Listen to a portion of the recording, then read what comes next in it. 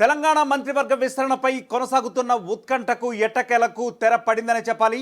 ఈ మేరకు కాంగ్రెస్ అధిష్టానం గ్రీన్ సిగ్నల్ ఇచ్చినట్లుగా కూడా తెలుస్తోంది. అయితే ఈ నెల 8వ తేదీన అంటే సరిగ్గా రేపు ఆదివారం సీఎం రేవంత్ రెడ్డి అధ్యక్షతన భేటీ కానున్న సమావేశంలో ఈ మంత్రివర్గ విస్తరణ కాబోతోంది ఖచ్చితంగా అని చెప్పి మనకి ఇన్ఫర్మేషన్ కూడా వస్తుంది.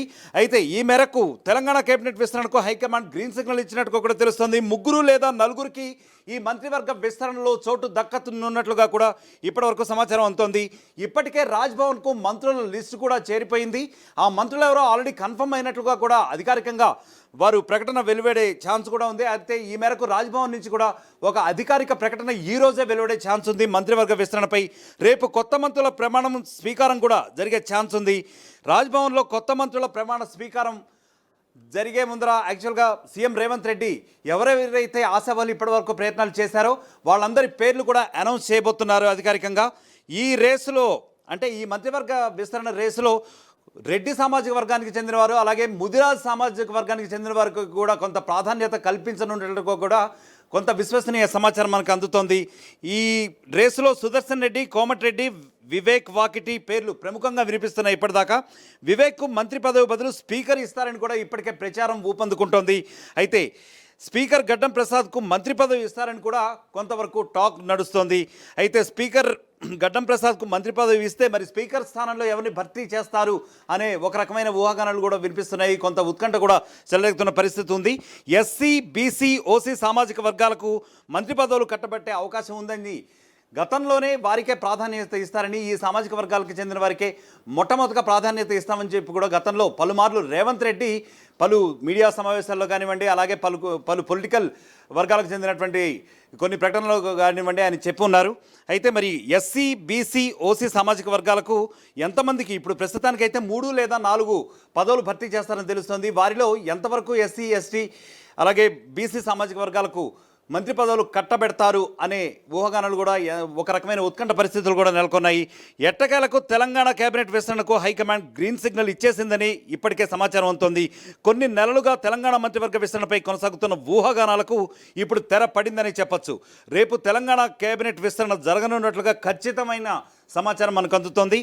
రాష్ట్ర మంత్రివర్గంలో స్థానం పొందే నేతల పేర్లను కాంగ్రెస్ అధిష్టానం దాదాపు ఇప్పటికే ఖరారు చేసినట్టుగా తెలుస్తోంది. కేబినెట్లో కొత్తగా 3 లేదా 4తో కేబినెట్ విస్తరణ జరిగే అవకాశం ఉంది. ఎందుకంటే కొన్ని కీలక పదవులు ఇప్పటికే మన ముఖ్యమంత్రి సీఎం రేవంత్ రెడ్డి ఆయన దగ్గరే పెట్టుకున్నట్లుగా తెలుస్తోంది.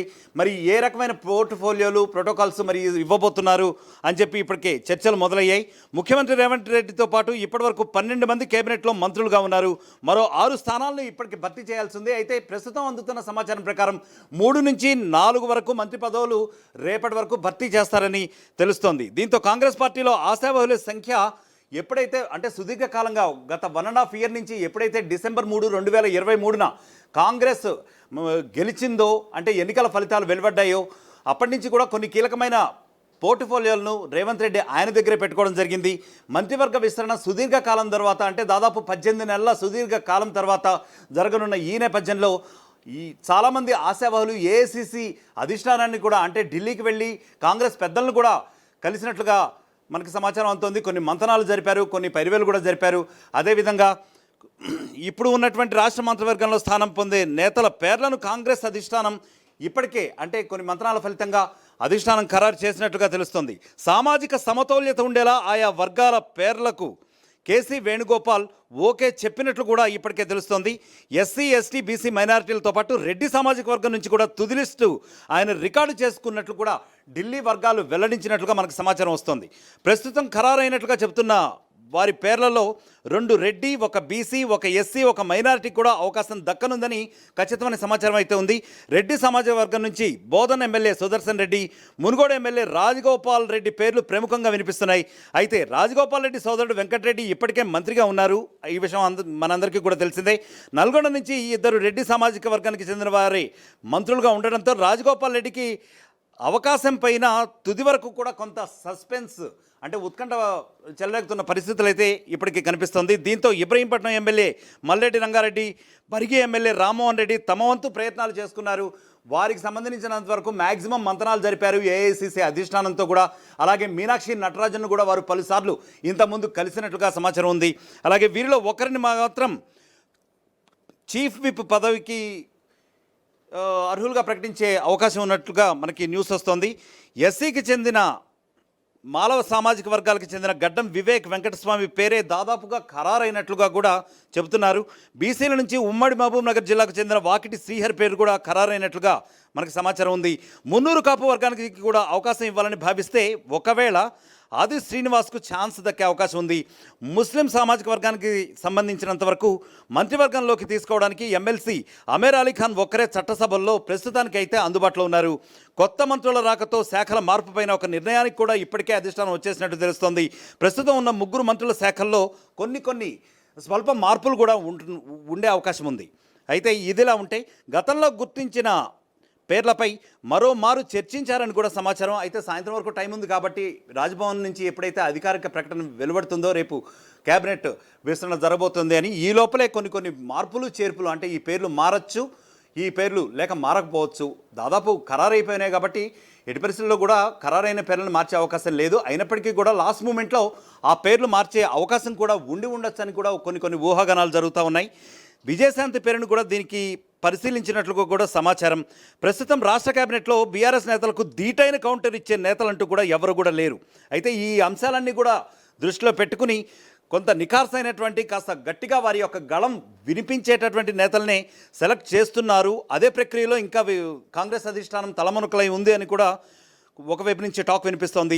ఇద్దరు మంత్రులు ఉన్నప్పటికీ వారి శక్తి ప్రస్తుతానికైతే సరిపోవడం లేదు అని చెప్పి ఇప్పటికే టాక్స్ ఉన్నాయి.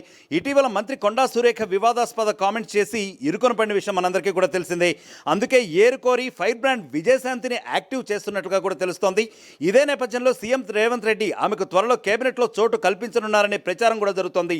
రాష్ట్ర పార్టీ వ్యవహారాల ఇన్ఛార్జ్ మీనాక్షి నటరాజన్ ఆదేశాల మేరకు ఢిల్లీకి వెళ్లిన రాములమ్మకు అంటే విజయశాంతికి పార్టీ పెద్దలు పిలిచి మరీ ఎమ్మెల్సీ పదవిని అప్పట్లో కట్టబెట్టారు. ఈ విషయం మనందరికీ కూడా తెలిసిందే. అయితే రాములమ్మ సేవలను ఎమ్మెల్సీగానే కాకుండా మరింత విస్తృతంగా చేయాలి, ఒక మంత్రి పదవి ఆమెకి ఇప్పించి అలాగే కాంగ్రెస్ తరఫున గళం మరింత విస్తృతంగా వినిపించాలి అనే ఆలోచనలో కూడా కాంగ్రెస్ పార్టీ పెద్దలు ఇప్పటికే భావిస్తున్నట్లుగా మనకి న్యూస్ వస్తోంది. ఇదే నేపథ్యంలో మంత్రి జూపల్లి ఇంట్రెస్టింగ్ కామెంట్స్ కూడా చేశారు. మక్తల్ ఎమ్మెల్యే వాకిటి శ్రీహరి త్వరలోనే మంత్రి కాబోతున్నట్లు కీలక వ్యాఖ్యలు కూడా జూపల్లి గతంలో చేశారు. మనం చూసాం. ఇది ముదిరా సామాజిక వర్గానికి చెందిన శ్రీహరిని మంత్రి చేస్తానని గతంలో సీఎం రేవంత్ రెడ్డి హామీ ఇవ్వగా తాజాగా జూపల్లి కూడా దాని గురించి క్లారిటీ ఇచ్చారు. సో దీని గురించి కొన్ని చర్చనీయాంశాలు అయితే చోటు చేసుకున్నాయి. ఈ నలుగురికి మంత్రి పదవులు ఖాయమో అని తెలుస్తుంది. అయితే చివరి నిమిషంలో ఏమైనా మార్పులు చేర్పులు జరిగే అవకాశం ఉందని కొందరైతే అంటున్నారు. మంత్రివర్గ విస్తరణలో మాదిక సమాజ వర్గానికి మరింత ప్రాతినిధ్యం కల్పించే అంశం వల్లనే ఒకంత జాప్యం అయినట్లు. ఎందుకంటే ఇప్పటికే 1.5 year అయింది గవర్నమెంట్ ఫామ్ అయ్యి, అలాగే సుదీర్ఘకాలం తర్వాత క్యాబినెట్ జరగబోయే ఈ పరిస్థితుల్లో కొంత మాదిక సామాజిక వర్గానికి అంటే ఎస్సీ ఎస్టీ బీసీ ఈ సామాజిక వర్గాలకి చెందిన కొన్ని సమీకరణాలు అయితే పరిశీలించడం కూడా జరిగింది అనే టాక్ వినిపిస్తుంది. అధిష్టానం అందుకనే ఎస్సీ ఎస్టీ బీసీ సామాజిక వర్గాలకి కొంత ఇంపార్టెన్స్ ఇవ్వబోతోంది. దాని ఫలితంగానే వాకిటి శ్రీహరికి కూడా కొంత స్థానం క్యాబినెట్లో కల్పించబోతోంది అనే సమాచారం కూడా వినిపిస్తోంది. తెలంగాణ క్యాబినెట్ విస్తరణ ఎట్టకేలకి రేపు తెరపడబోతుంది అని చెప్పి కరెక్ట్గా సమాచారం అయితే మనకు వస్తుంది. ప్రస్తుతం మరోవైపు రెడ్డి కాంగ్రెస్గా ముద్రపడ్డ తెలంగాణ సర్కార్లో ఆ రెడ్డి పాత్రను కాస్తైనా తగ్గించాలని అనుకుంటోంది హైకమాండ్. అందుకే రెడ్డి వర్గం యొక్క ప్రాముఖ్యతని కొంతమేరకు తగ్గించాలనే ఆలోచనలో హైకమాండ్ ఉన్నది. కాబట్టి ఎస్సీ ఎస్టీ ఈ బీసీ ఈ సామాజిక వర్గాలకి మరింత ప్రాధాన్యతను పెంచే అవకాశం ఖచ్చితంగా ఉందని పొలిటికల్ వర్గాల్లో టాక్ వస్తుంది. అందుకే మంత్రివర్గ విస్తరణలో భాగంగా ఒక రెడ్డికి చెక్ పెట్టింది. తనకు ఖచ్చితంగా మంత్రి పదవి రావాల్సిందేనని పట్టుబట్టి బ్లాక్మెయిలింగ్ కూడా వెనుకాడని మల్రెడ్డికి మాత్రం ఊహించని విధంగా షాక్ ఇవ్వబోతోంది అధిష్టానం.